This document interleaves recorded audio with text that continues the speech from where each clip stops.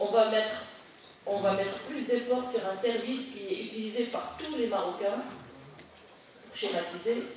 On cherche à développer l'interopérabilité au service de... Aujourd'hui, nous avons organisé un événement de taille qui est destiné à toutes les administrations, tous les ministères, et qui vient lancer notre Idara, notre portail unique des services administratifs qui s'appelle Idarati.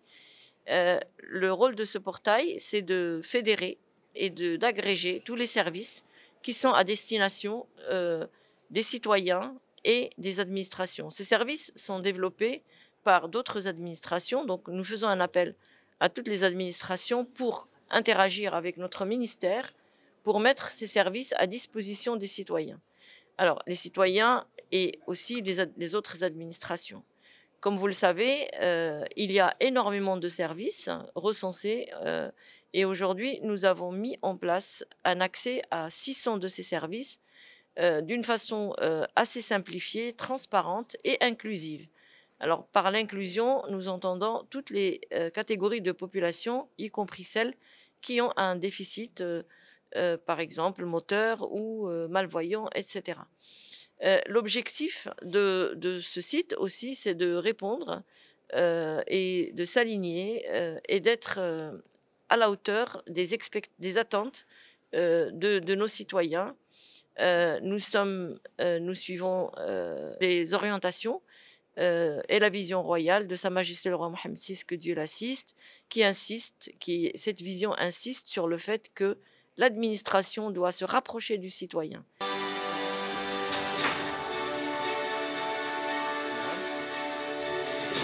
Aujourd'hui, en parfait alignement avec les orientations de Sa Majesté le roi Mohammed VI, que Dieu l'assiste et le glorifie, qui insiste sur l'importance de simplifier l'administration pour les usagers et de la digitaliser.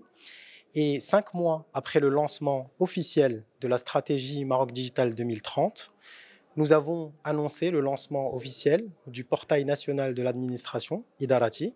Nous avons travaillé sur un premier volet qui concerne les e-services publics. Ce sont l'ensemble des sites informationnels, mais également transactionnels, qui permettent aux citoyens de réaliser des démarches en ligne. Donc l'ensemble de ces plus de 650 e-services ont été regroupés dans un portail unifié pour faciliter l'accès des citoyens et des entreprises à ces e-services qui sont développés par l'administration.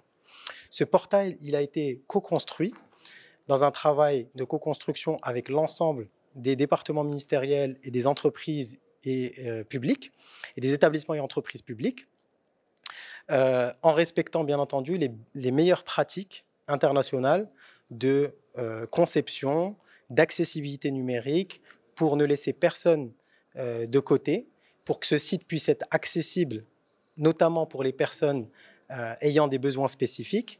Et Inch'Allah, dans les prochains mois, nous allons continuer à améliorer ce site en y ajoutant de nouvelles fonctionnalités, en y ajoutant de l'intelligence artificielle et de nouveaux parcours administratifs, de nouveaux e-services, pour continuer à simplifier l'administration pour les citoyens. Aujourd'hui, est-ce qu'on peut parler du lancement de cette plateforme et est-ce qu'elle aura un goût de se rencontrer chaque année? C'est une très bonne question. En fait, il y a un principe qui est très important pour nous, c'est cette approche incrémentale et progressive. Ce qu'on veut, c'est travailler sur des cycles de production courts et faire bénéficier les citoyens et les entreprises assez régulièrement de nos avancées. Donc chaque fois qu'on va ajouter de nouvelles fonctionnalités, chaque fois qu'on va ajouter de nouvelles sections à ce site, nous allons le partager aux citoyens, aux usagers, aux citoyens et aux usagers, pour les faire profiter de ce chemin vers une administration facile, accessible, inclusive, et vers ce portail unifié qui permet effectivement de rassembler l'ensemble des sites qui proposent des démarches en ligne. Donc, par exemple, sur la valeur, qu'est-ce qu'on entend par la valeur? On voudrait mettre en place un parcours, un programme